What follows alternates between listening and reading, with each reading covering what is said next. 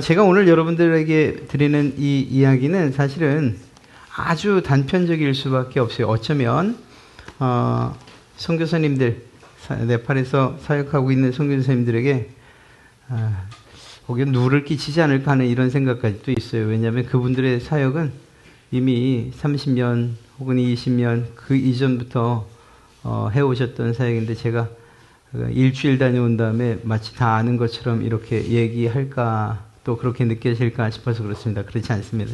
전 제가 보고 온 그것들만 그리고 그러면서 저 나름대로 느꼈던 몇 가지를 여러분들과 함께 나눠보려고 합니다.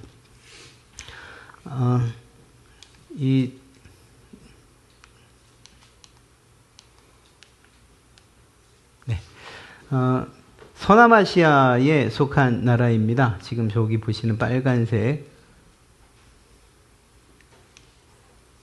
네. 요 부분이 이제 이 빨간색 부분이 서남아시아인데 서남아시아는 대략 8개 나라로 되어 있어요. 아프가니스탄, 파키스탄, 그리고 네팔, 부탄, 인도, 방글라데시아, 그리고 스리랑카, 몰디브 이렇게 말입니다. 그 가운데 제가 다녀온 데는 네팔이고요. 네팔은 보시는 것처럼 대략 옆으로 비스듬하게 기운 것 같은 사각형 모양을 가지고 있습니다. 네팔의 기본적인 정보는 여러분들이 검색해 보시면 다 아시겠지만 그래도 검색의 수고를 제가 덜어드리겠습니다. 수도는 카트만두라는 지역이고 공식 언어는 네팔어가 따로 있습니다. 인구는 약 3천만 명 정도 되는데 이게 2023년 기준입니다. 그리고 면적은 약 1474만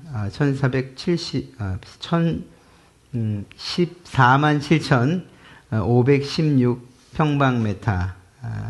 우리나라보다 약간 큰 정도. 그리고 정부 형태는 연방민주공화국이고 네팔의 통화는 루피로 계산이 됩니다. 대략 1,000루피 그러면 저희 돈으로 한 10,000원 정도에서 10,000 얼마 정도 이렇게 되더라고요.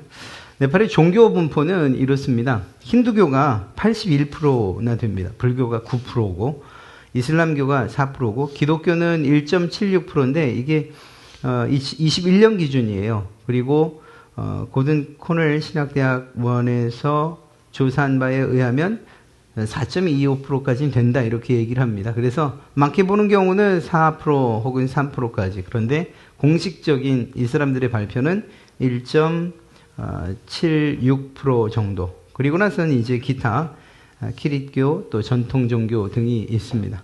종교가 굉장히 많죠. 사람들은 굉장히 유순해요. 다 그렇겠습니까마는 이렇게 여쭤보니까 그 가운데도 또 한승질하는 사람들 많습니다. 이렇게 얘기하는데 그냥 대부분 친절하고 또 이렇게 보기에도 괜찮아요. 마침 제가 갔을 그때에 결혼식이 있었는데 거기에서 이렇게 그 축가 연습을 하던 학생들이었어요. 그래서 또 친구가 사진 한 장 찍고 있더라고요. 그래서 옆에서 곁다리로 저도 한 장 찍어서 이렇게 그냥 보시는 것처럼 그냥 얼굴형은 굉장히 달라요. 많은 종족들이 있기 때문에 얼굴 형태는 다 다릅니다. 또 남자들도 자신들이 전통복을 입고 있는데 이 전통복을 입은 모습들을 보기가 쉽지 않다고 합니다. 네팔 그러면 여러분들 가장 먼저 생각나는 게 뭐죠? 아무래도 에베레스트 산이 제일 많이 생각이 나죠.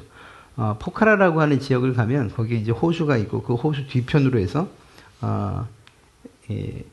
에베레스트 산 맥 가운데에 안나푸르나봉이라고 하는 그곳이 이제 보여집니다. 그 호수가 이 호수에서 이제 바라보면 그렇게 보입니다. 여기를 보여줄 거라고는 생각을 안 했어요. 사실은 저는 이 날이 또 다른 선교지를 가는 줄 알았는데 여기를 데리고 간 거예요. 제가 다니는 스타일은 관광지 같은 데는 잘 안 가거든요. 그런데 이날은 저한테 얘기를 하지 않고 제 친구 교수가 데리고 갔습니다. 가서 올라가서 보니까 앞에 이렇게 그 안나푸르나봉이 이렇게 딱 보이는데 이 눈에 안 담겨요. 굉장히 광활하고 정말 웅장하다 싶은 그런 정도. 여기 이 끝자락은 안나푸르나봉 가운데서도 피시테일이라고 하는 물고기 모양이 생겼습니다. 물고기 모양처럼 생겼습니다. 보는 방향에서는 안 그런데 우리가 볼 때 저쪽에서 보면은 마치 물고기 꼬리처럼 이렇게 생겼어요. 그래서 피시테일이라고 하는 그냥 보기만 해도 그냥 시원스러운 그런 그리고 사랑곳이라고 하는 데에서 일출을 보려고 했다가 그건 실패를 했습니다. 그냥 느낌만 담아 가지고 왔습니다. 그런데 제가 이걸 보여드리는 것도 재미가 있죠. 또 시원스럽습니다. 그런데 이 안나푸르나라고 하는 이름의 뜻이 뭐냐? 풍요의 여신. 힌두교에서 풍요를 담당하는 여신의 이름이 안나푸르나예요. 제가 이 앞에 있는 이 광활하고 웅장한 그 산을 본 곳이 어딘지 아십니까? 당연히 산 앞에서 봤죠. 그런데 거기가 뭔가 하면 이런 곳이었어요. 이런 곳. 그러니까 힌두에는 세계 힌두 사람들이 섬기는 그 사람들이 이야기하는 신의 종류가 몇 가지인지 혹시 아세요? 너무 많이 놀라지 마시고요. 3억 3천이요. 3억 3천의 신을 섬깁니다. 물론 그 가운데에서 여러분들이 보실 때 왼쪽이 브라흐마, 그래서 창조의 신이라고 하는 신이고요. 그 다음에 비슈누라고 하는 그래서 보급 또 혹은 유지의 신이라고 합니다. 근데 이 신이 아니고 제가 그 멋진 장면을 봤던 곳은 이곳이었어요. 이게 시바신입니다. 시바신. 발음을 너무 세게 하시면 안 되고요. 시바신. 네. 이 신은 파괴의 신이자 재생의 신이라고 하는 신인데 이렇게 만들어놨어요. 저 뒤에 보이십니까? 이건 입구고 저 뒤로 가면 올라가는 길에 무슨 의미인지 모르겠어요. 하여튼 이렇게 많은 우상 우리 입장에서 보면 야 저런 걸 어떻게 믿지 싶은 그런 우상들. 여러분도 아시다시피 뱀이 빠지질 않습니다. 뱀이 빠지질 않아요. 기둥을 뱀들이 감고 있는 신전이고요. 소도 마찬가지입니다. 그리고 말씀드린 이게 바로 이제 시바 신임이에요. 보시면은 저쪽 손에 뭐 쓰고 있고 삼지창 들고 있고 뱀이 목을 감고 있고 이러죠. 호랑이를 깔고 앉고 있고 항상 여기 이제 코끼리 모양을 한 그러한 신상인데 갈 때마다 가서 찍어서 자기의 이마에 또 이 우상 그 돌덩이에 그 이마에 이렇게 항상 찍고 기도하고 여기는 신발 신고 못 올라가고 신발 벗고 올라가야 되고요. 이런 곳입니다. 그러면 이게 어떤 특별한 신전에서만 그러냐? 그건 아니에요. 그냥 일상이 이 힌두 영향 아래 들어와 있어요. 지금 이 보시면은 말씀드린 것처럼 그냥 전단지거든요. 전단지. 잘 안 되는데 그냥 눈이 좋다 생각하시고 다 뱀이에요. 뱀 그림이에요. 전단지 안에 뱀이 지금 이렇게 또아리를 틀면서 이렇게 예 그렇습니다. 위에 봐도 마찬가지고요. 네, 뱀이에요. 뱀. 하여튼 이 사람들에게는 모든 이 뱀들이 빠지질 않더라고요. 그리고 저쪽에도 보면은 가는 곳마다 저렇게 우상을 섬기는 그러한 그냥 우리 표현대로 하면 우상 단지들이 가는 곳마다 마을 곳곳마다 있습니다. 이거는 장사하는 곳이거든요. 아침마다 저렇게 보시면 향을 피워요. 저기 앞에 뿌옇지 않습니까? 가는 곳마다 향을 피웁니다. 향을. 저러지 않은 곳이 없어요. 그렇지 않은 과기를 한 번도 못 봤어요. 또 시내에 보면 굉장히 이 굵은 나무들, 정말 오랜 세월 자랐을 것 같은 그런 나무들이 도로 중심에 있습니다. 첫째는 정책적으로 나무를 자르지 못하게 한다고 해요. 그런데 또 물어보니까 그 나무에 제사를 드려요. 그러니까 아침마다 드리는 제사, 혹시 보이시나요? 저기 빨간 부분? 구멍을 이렇게 파놓고 거기에 향을 피워놓고 지나가면서 그냥 지나가면서 이렇게 사람들이 아침 출근길에 저희가 나가봤는데 저렇게 예불을 하지 않고 가는 사람들이 단 한 사람도 없어요. 그냥 지나가면서 돈이 없으면 그냥 나뭇잎 따서라도 나뭇잎 가지고도 이렇게 하고 그다음에 저 앞에서 저 나름의 저기를 지키는 제사장들이 마련해 놓은 제가 이걸 정확히 이름 모르겠는데 하여튼 이렇게 찍고 그리고 이제 관광지처럼 만들어 놓은 자신들의 왕궁이자 신전이 있는 곳 또 들어가 봤는데 이것도 역시 시바신이라고 합니다. 모양은 다 달랐는데 그냥 그 시바신 형상은 다르지만 같은 신이라고 이야기를 해요. 지나가면서 이렇게 지나가면서 제사 또 혹은 또 예불을 하는 거예요. 모든 사람들이 그래요. 안 그런 사람을 못 봤어요. 관광객들 빼고는 대부분 다 이렇게 예불을 합니다. 이게 이 사람들의 일상이에요. 80%가 힌두예요. 그러니까 이런 상황 가운데서 예수를 믿는다? 교회를 다닌다? 쉽지 않겠죠. 그렇지 않습니까? 여러분 집안에서 불교 혹은 유교 전통 집안에서 예수 믿는 거 우리나라도 힘들잖아요. 그건 한 가족 단위 안에서도 그렇게 힘들어요. 그런데 마을이 그래요. 도시가 그렇고 나라가 그래요. 가서 저거 하지 않으면 그게 더 이상한 거죠. 예수님을 믿는다는 것 자체가 너무나 힘든 그러한 상황입니다. 그런 가운데서도 참으로 놀라운 것은 근 10년 안에 10년 사이에 기독교인의 인구수가 기독교인의 수가 40%가 늘었어요. 성장을. 그러니까 굉장히 많이 큰 거예요. 물론 40%를 성장했지만 전체 퍼센트로 보면 4%, 많게 봤을 때 4%에 지나지 않지만 다른 어떤 종교보다 성장 속도가 굉장히 빠르다는 것만은 알 수가 있습니다. 그래서 그런 일들이 누구에 의해서 이루어지느냐? 그곳에 정말 목숨 걸고 갔던 선교사님들, 그러한 분들에 의해서 이러한 복음의 씨가 뿌려지고 열매가 맺혀지더라. 지금 보여드린 거는 그냥 그 사람들의 일상을 보여드린 거예요. 가면서 어디에는 그냥 바닥에 아무것도 없을 것 같은 바닥에 거기도 향을 피워내요. 그냥 보도블록에. 그러면 거기만 피해서 사람들이 지나가죠. 제가 스리랑카보다 더하다 싶었어요. 스리랑카는 그래도 마을 어귀에 하나 정도, 이렇게 하나 정도. 자기 집에 있는 거에 어떡하겠습니까? 그런데 여기는 그게 아니에요. 그냥 건너 있어요. 건너. 길목마다. 그래서, 정말 예수 믿기 힘들구나. 첫째로 느낀 거는, 정말 복받은 사람이다. 내가 이런 지역에 태어났으면 난 예수 믿기 힘들었을 거다. 또 두 번째는, 우리 대한민국이 참 특별하구나. 이렇게 복음을 전하는 선교사님들, 그리고 그분들의 목숨을 내놓고 전하는 이러한 선교의 활동들이 있음에도 불구하고 많이 자랐다고 함에도 불구하고 4%. 그런데 우리는 어찌 됐구나. 줄었다고 하지만 1000만에 가까운 성도들이 있는 나라 아닙니까? 자유롭게 예수를 믿을 수 있고. 여기도 2018년부터 반종교법, 개종금지법, 개종금지법이 생겨서 외국인들이 복음을 전하면 바로 추방,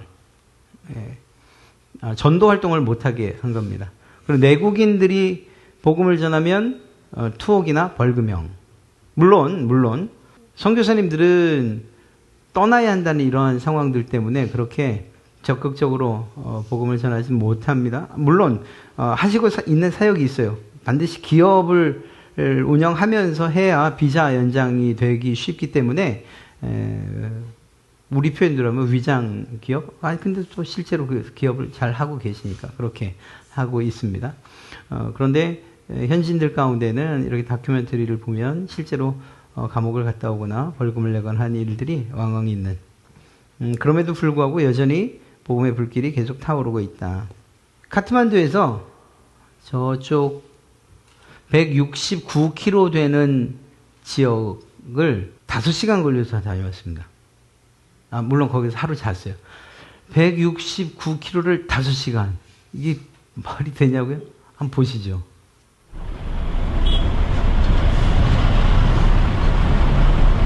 제가 진짜 짧게 작업을 했어요.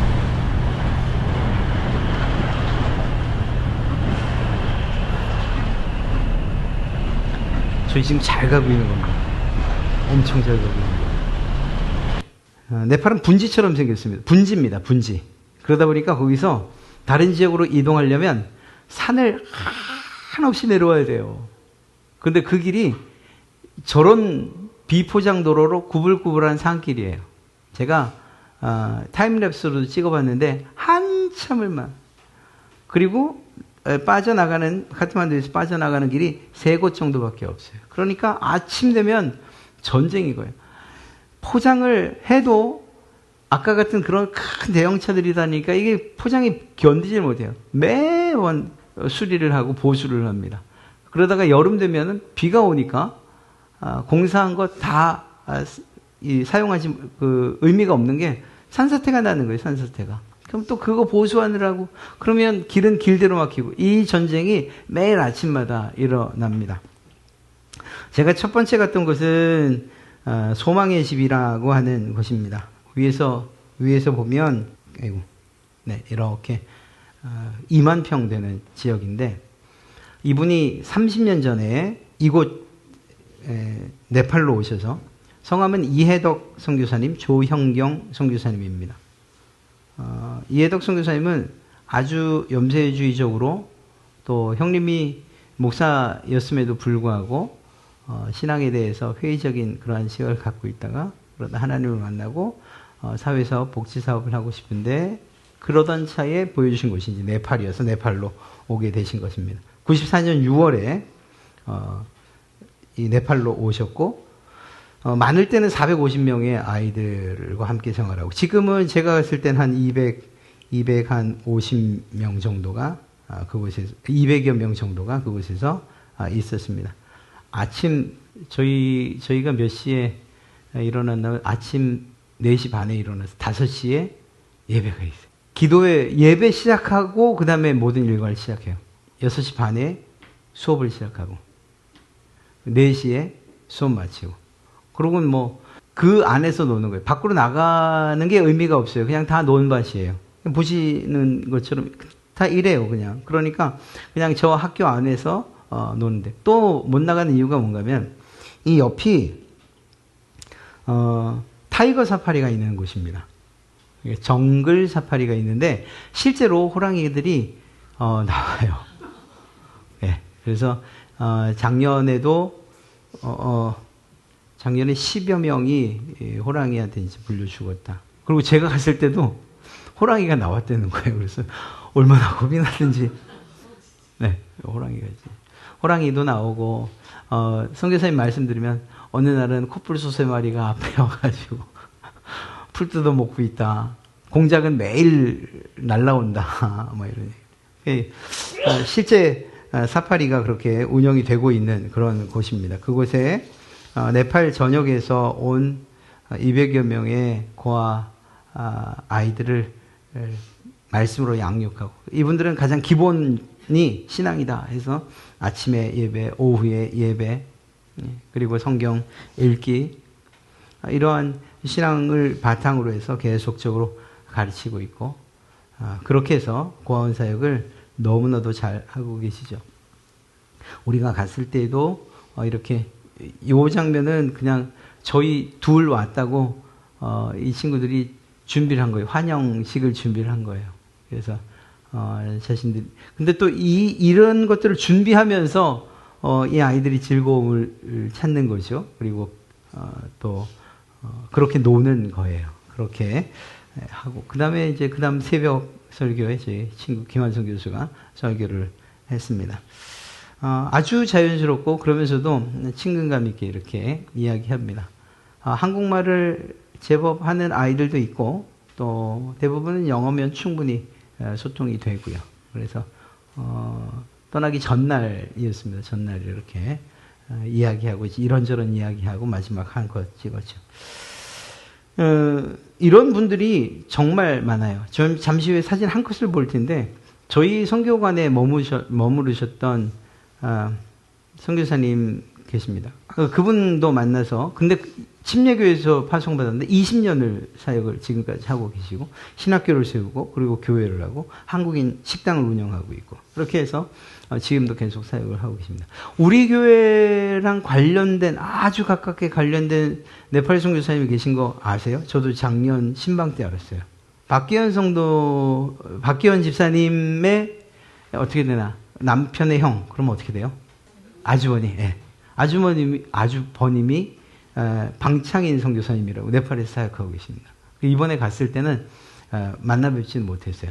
방창인 선교사님, 이정희 선교사님 이분들도 20년 동안 사역을 하고 계시고요. 신학교 사역하고 교회 개척하는 이러한 일들을 하고 계십니다. 그리고 이제 돌아와서 그 다음에 제가 방문했던 곳은 장로교회로 되어 있지만 여기 신학교입니다. 특이점은 이곳은 현지인들이 운영하고 있는 신학교예요.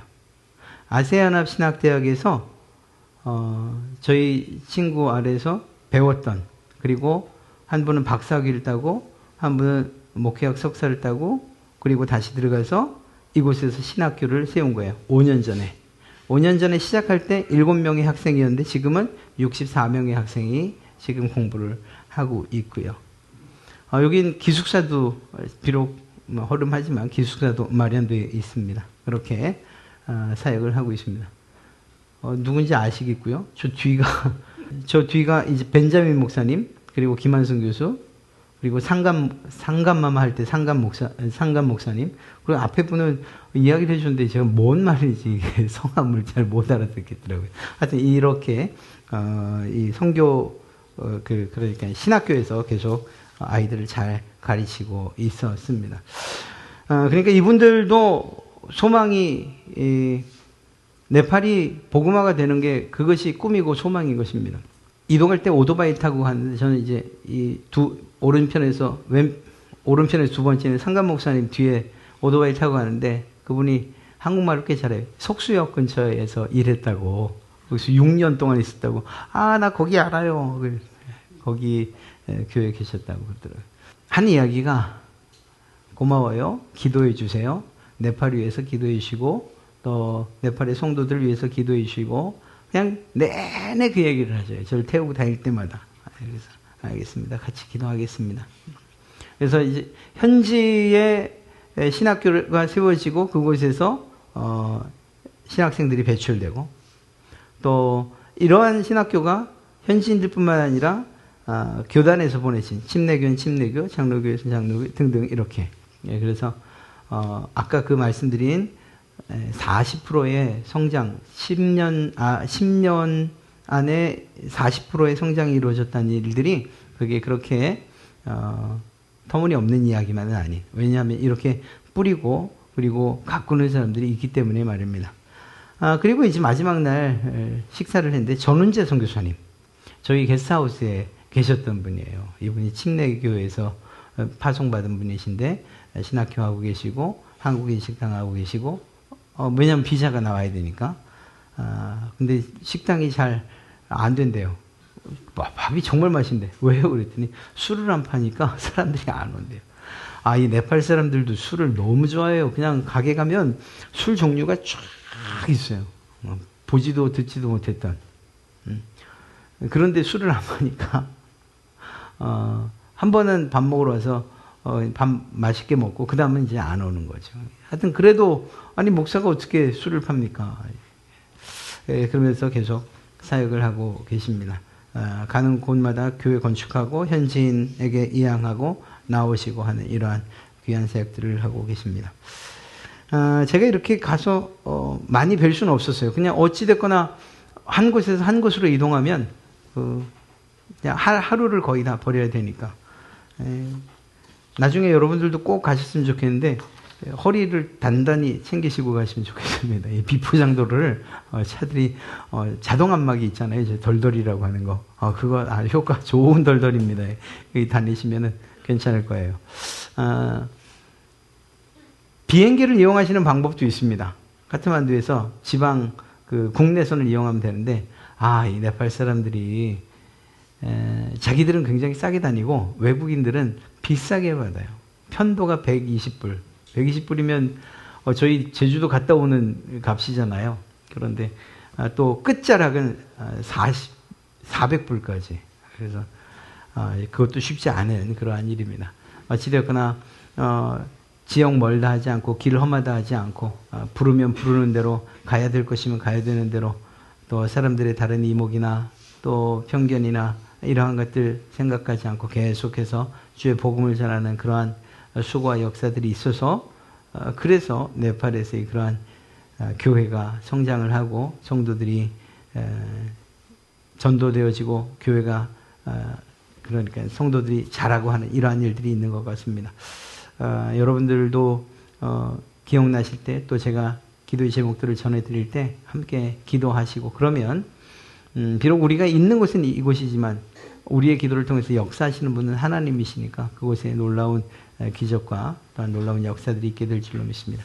특이점이 있다면 저희 예전에 우리 부흥회 또 시골에서의 그러한 놀라운 치유와 축구의 역사들이 거기선 뭐 다반사로 일어나는 그래서 고아원에서도 처음에 힘들었던 게 귀신 들리는 아이들이 그렇게 많은 거예요. 왜 그랬냐 그러면은 히말라야 그 산 쪽에서 그쪽으로 난 창문에서 귀신이 자기를 쳐다보는데 눈만 마주치면 그냥 들어오는 거예요. 그런 일들이 너무 많고 그러면 쫓아내야 되고 하는 이런 일들. 그래서 어떤 사람들이 볼 때는 야 신비주의 근데 현장에서는 그런 일들이 있을 수밖에 없는 그런 보셨잖아요. 그 가는 곳마다 우상들이 정말 득식을 되는 그러한 나라이지 않습니까? 그러니까 틈만 나면 그러한 귀신들이 그냥 두질 않는 거죠. 이러한 일들 그런 곳에서 영적인 전투를 치열하게 벌이고 있다. 기억하십시오. 여호수아가 어떻게 이겼는가? 모세가 손들어 기도할 때 이겼다는 것.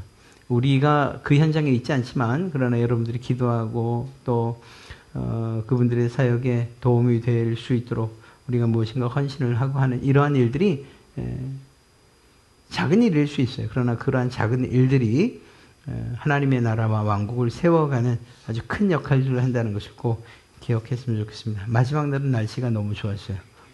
숙소에서 찍은 날인데요. 장면인데 하늘은 똑같죠? 우리나라를.